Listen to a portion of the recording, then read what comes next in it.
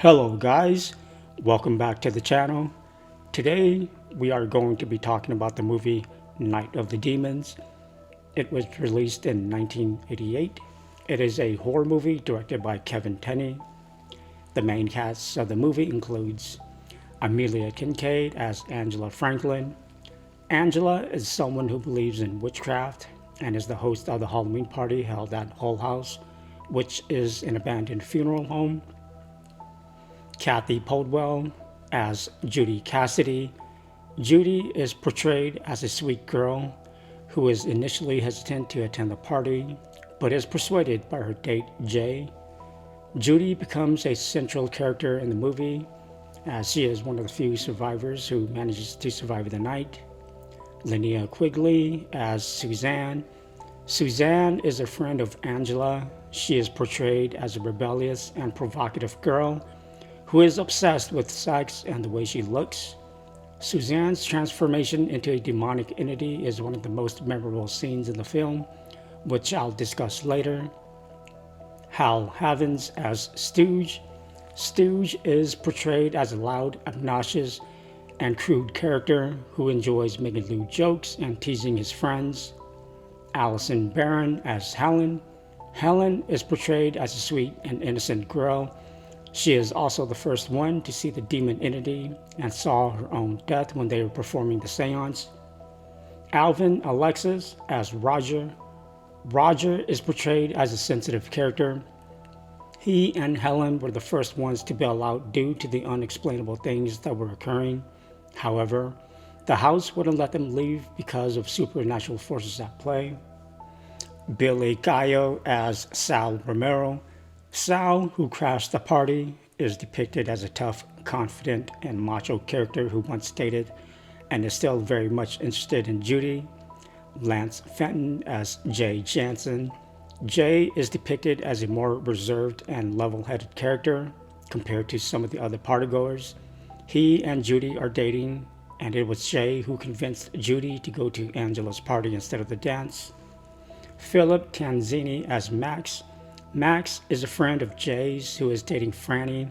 His death was pretty brutal. More on this later. Jill Terashita as Franny. Franny is the girlfriend of Max. Like Max, her death was brutal as well. More on this later. And we have Harold Iyer, who plays an old, bitter man who hates kids and Halloween in general. The movie is about a group of teenagers who decide to have a Halloween party at Hull House, which is an abandoned funeral home and is believed to be haunted. The teenagers perform a seance which awakens a demonic entity that possesses them one by one, turning them into demons. As the night progresses, the teenagers find themselves trapped in Hull House and must fight to survive against the demonic forces that possesses them. The film features elements of gore, supernatural horror, and black comedy, and is known for its memorable characters and gruesome special effects. The opening sequence of the movie sets the tone for the rest of the movie and establishes the eerie and foreboding atmosphere that pervades throughout. The movie begins with an old man walking home from the grocery store. Stooge, Helen, and Roger was on their way to the party when they noticed the old man. They drove up to him and scared the bejesus out of him. To add fuel to the fire, Judy came up behind him and grabbed his shoulder while he was crouching down, picking up the groceries he dropped on the ground. The camera cuts to Judy getting dressed for the dance. However, Jay called, then had a change of plans. Instead of going to the school dance, Jay insisted they go to a private Halloween party thrown by Angela, who Judy describes as a weirdo and someone who's into witchcraft. As the group arrives at Hull House, it is revealed that the house was built on top of a plot of land that the ancient Native Americans believed was cursed, and that there is an underground river beneath the wall that surrounds the property. The river is believed to keep the evil spirits trapped inside, and that the demonic forces cannot pass over it. Once the party began, they decided to perform a past life seance. This was supposed to reveal who they were in the previous life. They discover a large mirror in one of the rooms, which is the perfect object to perform the seance. At the conclusion of the seance, Helen was the only one who saw the demonic entity along with her death. The mirror fell over suddenly and broke into pieces, unleashing the demonic entity. Helen screamed and was visibly shook, freaked out from what she saw. This led to the demonic entity possessing each one by one. Suzanne's position was one of the most dramatic. As the demon inside of her slowly took over her, there was a scene in which she used her lipstick and pushed it into her breast. This was pretty wild and an unforgettable moment. Max and Franny's death was pretty brutal. They were having sex inside a coffin when, out of nowhere, Stooge, who is now possessed, runs into the room and snaps Frankie's neck like a twig. Her slumped body fell onto Max, trapping him inside the coffin. With his free arm dangling out of the coffin, Stooge violently closed the lid into Max's arm, severing it. With the lid closed and Franny's dead body on top of Max, it is to be assumed that he either bled to death or suffocated to death inside the coffin. The acting in the movie has received mixed reviews from audiences and critics. Some viewers praised the performances of the main cast members, particularly Amelia Kincaid as Angela Franklin and Linnea Quigley as Suzanne. They are regarded as delivering standout performances that capture the film's campy and over-the-top tone. However, other critics have criticized the acting as wooden or overly theatrical.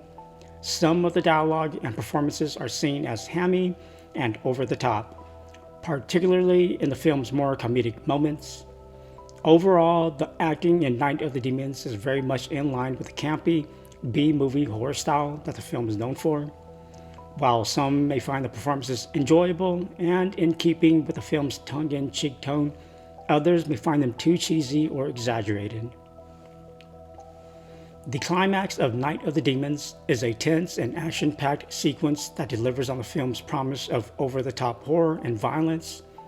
It is a satisfying conclusion to the movie's wild and chaotic story. It leaves viewers with a sense of relief that the surviving characters have managed to survive the night of terror. The remaining survivors try to escape as they are pursued by their possessed friends, who have been transformed into monstrous demons. The demonic creatures are incredibly powerful, and they use their supernatural strength to wreak havoc. The survivors make their way into the basement, where their crematorium is located. Their plan was to wait until morning, hoping that after Halloween, the demonic forces will no longer be able to survive based solely on the premise that the ghouls and the supernatural cannot survive past Halloween. However, as soon as their plan was devised, the monstrous demons started to break down the door. The bolts from the door hinge can be seen unscrewing from the door by a supernatural force. One of the surviving characters have given up completely, as the other was struggling and trying to break the gas line from inside the furnace to use as a weapon against the demons. And just in the nick of time, they were able to light the gas line on fire, using it as a flamethrower to burn the demons. This allowed them to make their escape and make their way to the outside. However, due to supernatural forces at work, the gate is no longer there.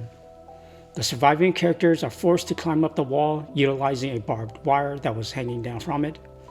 As they make it over the wall, the sun rose and destroyed the demons. The camera then cuts off to the surviving characters walking down their neighborhood, visibly distraught, beat down, and exhausted.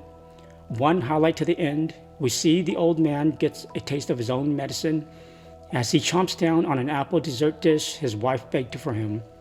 The apples his wife used were laced with razor blades. This was a fitting end for a movie like this. Night of the Demons uses a variety of special effects to create its supernatural horrors. Some of the most notable effects in the film include makeup and prosthetics. The film features a number of characters who transform into demonic creatures over the course of the story. These transformations are achieved through the use of makeup and prosthetics, which help to create the appearance of twisted and distorted features. Practical effects. The film features a number of practical effects, including animatronics and puppetry to bring its demonic creatures to life. These effects are used to create the appearance of writhing, contorted bodies, and to convey the sense of otherworldly movement. Visual effects. The film also uses some visual effects to enhance the supernatural atmosphere of the story. These effects include the use of eerie lighting and distorted camera angles to create a sense of unease and disorientation. Overall, the special effects in Night of the Demons are used to create a sense of otherworldly horror and to help convey the sense of supernatural dread that pervades the story.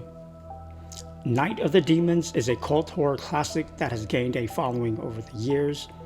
If you enjoy horror films with supernatural themes, such as demons and demonic possession, then you need to watch the movie. This movie is still one of my all-time favorites. It scared the hell out of me when I was a kid. Keep in mind that the theatrical release is rated R for strong horror, violence, and gore, as well as sexual content and language. There is also an unrated version that was released on video cassette and DVD. Well, that is all for now. Thanks for watching, guys. Don't forget to like, comment, and subscribe for more content like this.